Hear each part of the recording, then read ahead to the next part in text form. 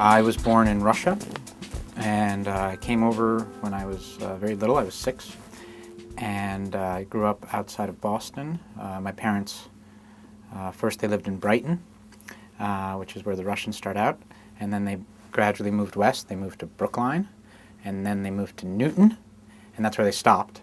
And now some people, they move out to Lincoln and Concord, where there are not very many Russians at all. But in Newton, there are a few Russians. So I'm partly from Moscow, and I'm partly from Newton. And those things have shaped me in complex and confusing ways. My parents were from a particular milieu in Russia, a particular intellectual, social milieu. My mom was a literary critic, and then they came to Newton, where they sort of managed to reconstruct that with the other Russians that were there. But it was cut off. It was a world that they were cut off from the American world that surrounded them. So it was sort of island of Russian computer programmers and intellectuals in a prosperous American suburb.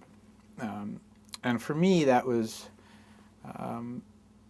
it was confusing because I very much wanted to be an American. I wanted to fit in with the rest of the kids, and I wanted to engage with American life. I didn't want to sit at home with my parents and the Russian books and drinking tea all the time.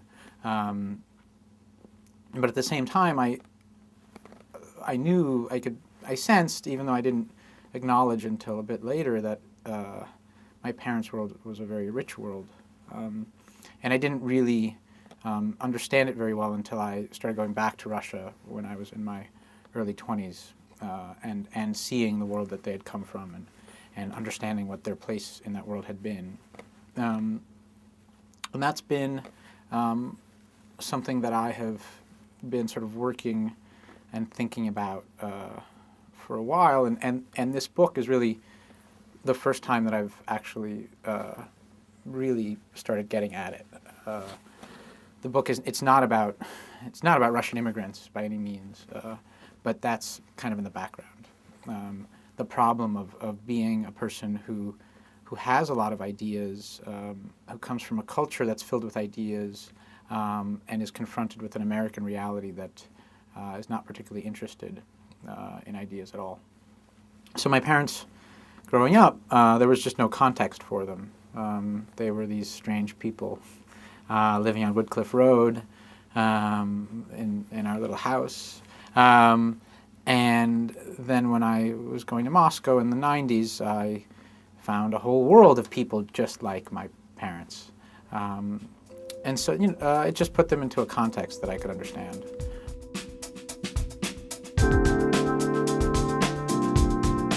For me, with regard to this stuff, a very important experience was toward the end of my senior year when I was working on my thesis. My major was Russia and America, but I ended up writing on T.S. Eliot, who was neither really not even very American.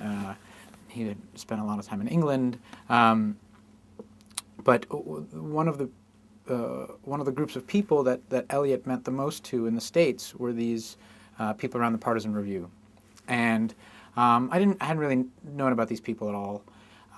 They're not, or they weren't really part of the college curriculum, and they were, and I discovered these people who basically were first-generation immigrants from Russia.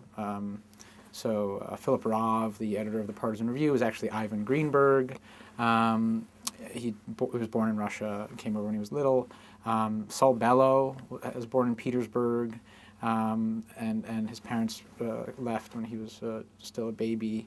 And so these people who had all been born around 1920, so they were the age of my grandparents, had actually had very similar experiences to me, in a way where they had their parents were foreigners. They didn't speak English very well, and yet they very much wanted to be part of American intellectual life. So discovering those people and feeling like in fact, I had a very similar experience to those people, and that they were an experience that was much more like mine than that of my contemporaries, that of my American Jewish contemporaries.